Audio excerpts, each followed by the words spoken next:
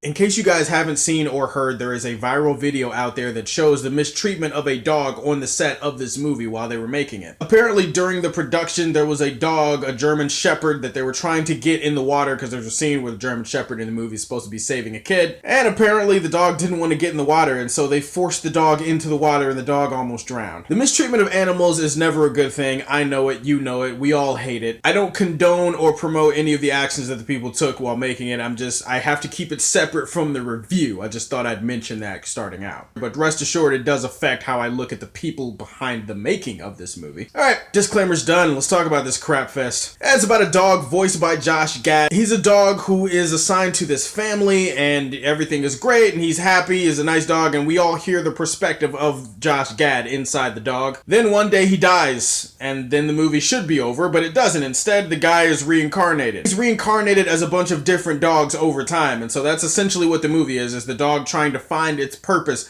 while he's reincarnated over and over and over again. All I needed was for this movie to be the pick-me-up. I needed this movie to be a boost of energy for me. I had just gotten done seeing Resident Evil. Oh my god, still January. This movie can't even give me that. I'm done.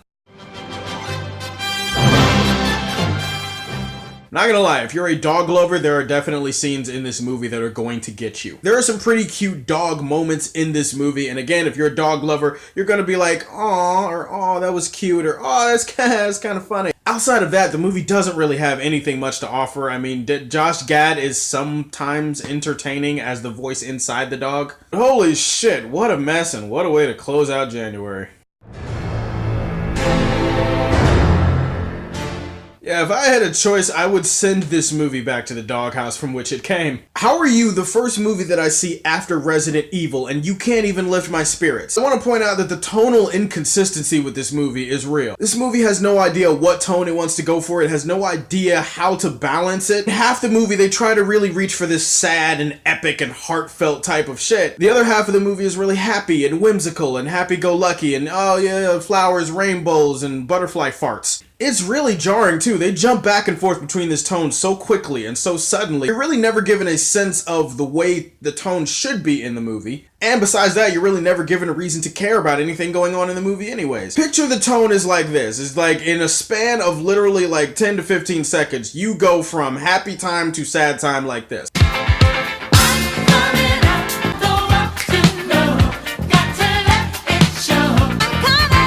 Okay, now this is 2 seconds later.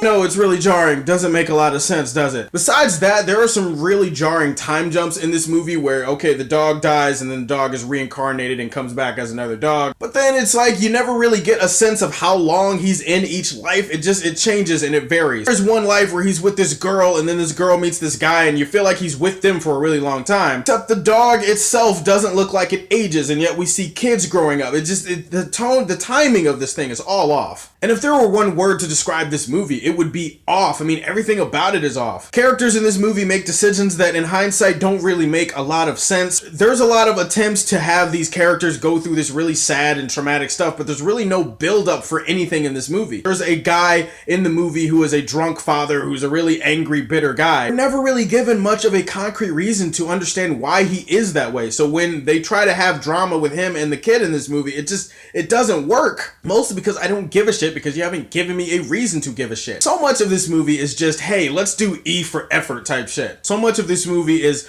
trying to force you to feel something. So much of this movie is, hey, let's try to have a bigger message. Let's try to have a deeper message. Let's try to be bigger than what we are. This could have just been a fun little nice family comedy. Instead, this movie, the tone was all over the place. The jarring time shifts. The fact that none of the characters are really fleshed out to the point where you would care about them enough. The fact that characters make decisions that make no sense in certain parts of this movie. This movie was a mess, plain and simple, and dog lover or not, I just can't imagine that you would want to see a movie like this. It's not as shit as Resident Evil, and I don't want to give it that same rating, so I'm gonna stick with Kryptonite. This movie is Kryptonite. It's just a big piece of Kryptonite. Don't go see it. It's Kryptonite. It's Kryptonite.